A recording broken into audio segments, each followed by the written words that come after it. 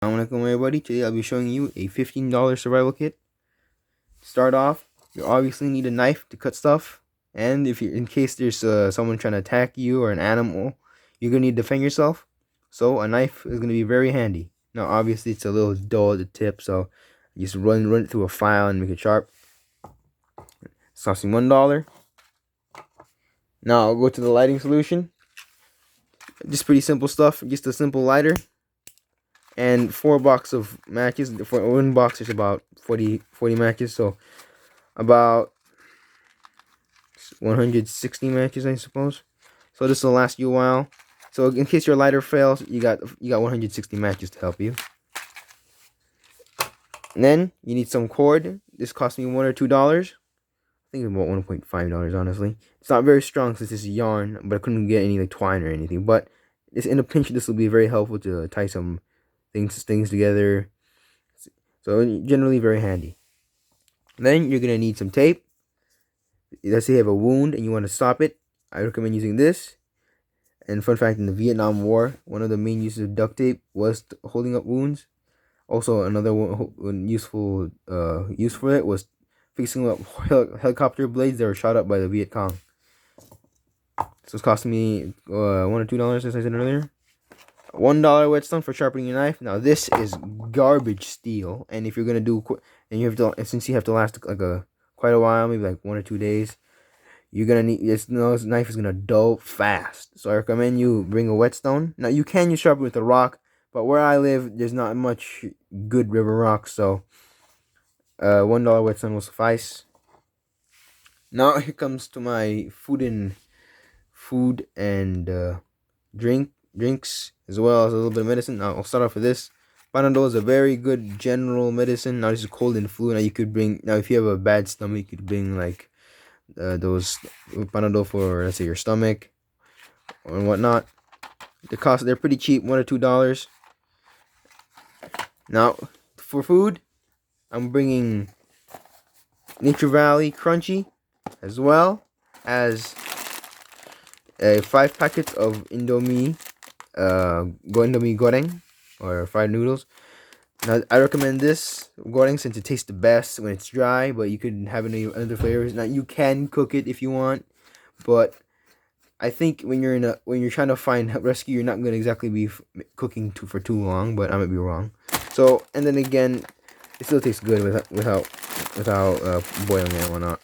Though for each packet, they are roughly 400 to 500 calories. So for one for lunch, one for dinner, as well as maybe 2 of these, that's probably give you maybe 1,500 to 1,200. Not too much, but this is in a survival situation, and you gotta bring, and it's for a light pack, so it'll last you a decent amount.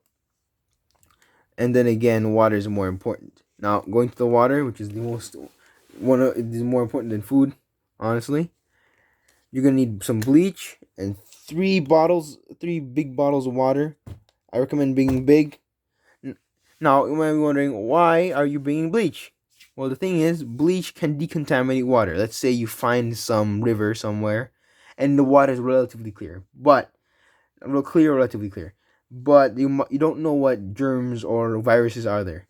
Now you can boil it, but these are plastic bottles, and my grocery store sells metal bottles, but they're quite expensive. They cost about, I would say, $10 to $8, and I can't make a survival kit out just in $15 using that. So essentially, what you need to do is for let's say untreated water, let's say about this big, you're gonna need to put about, I'd say, 4 to 5 drops and wait for 30 minutes, and after that it should be fully decontaminated and ready to drink. Alright guys, now you might be wondering, how am I gonna sleep since I'm gonna be there for a couple days? What I recommend is some cheap prayer mats. I mean, you can use cloth, but this is what I have at hand right now.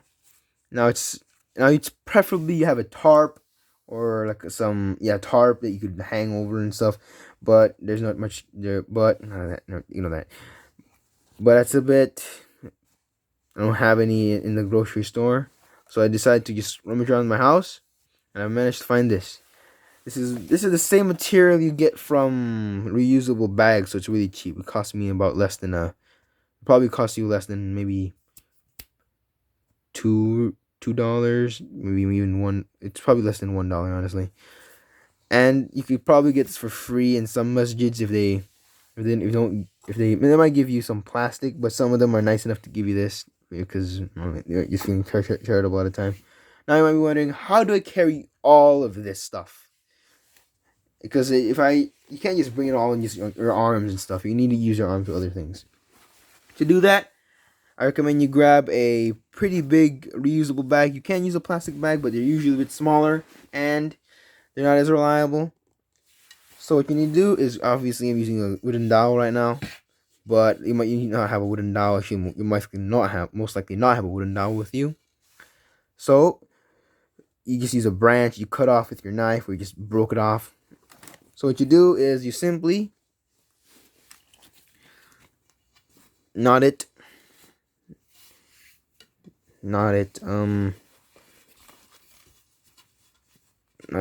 twice, like that.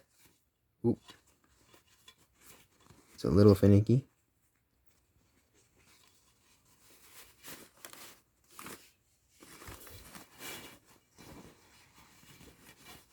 And just knot it one more time.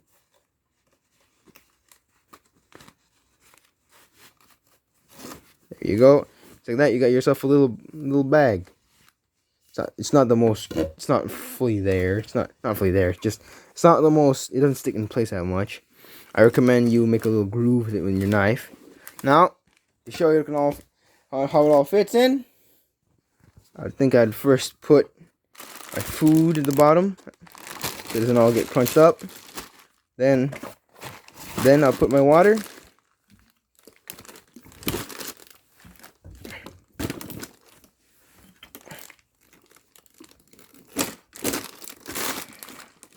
I put some medicine there, as well as my Clorox. And then I bring all my other tools.